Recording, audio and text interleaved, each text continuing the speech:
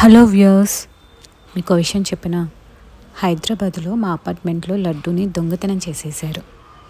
ఎవరు చేశారో తెలుసా? ఇదొక గ్యాంగే ఉంది అంట. లడ్డూని వచ్చి నైట్ దొంగతనం చేసి తీసుకొని వెళ్ళి సేల్ చేసుకుంటారంట. చూడండి, ఒకడు ఎలా పక్కుంటూ దేవుడి దాంట్లోకి వెళ్ళిపోయాడు.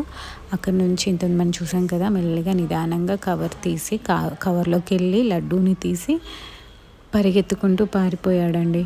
అసలు మార్నింగ్ లేచేసరికి పూజ కోసం వెళ్తే అక్కడ లడ్డూ లేదు. అందరూ ఒకటే టెన్షన్. అందరు సీసీ కెమెరాస్ చెక్ చేస్తే ఇలా ఇద్దరు వచ్చి లడ్డూని తీసుకొని వెళ్ళారని చెప్పారు. నిన్న కూడా పక్కన అపార్ట్మెంట్లో లడ్డు అలాగే పోయిందంట.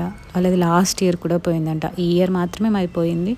ఇంకా చేసేదేముంది, మళ్ళీ నెక్స్ట్ డే వెళ్ళి ఇంకో లడ్డు తీసుకొచ్చుకొని అయితే పెట్టాము. కానీ ఇది అసలు మంచి పద్ధతి కాదు కదా.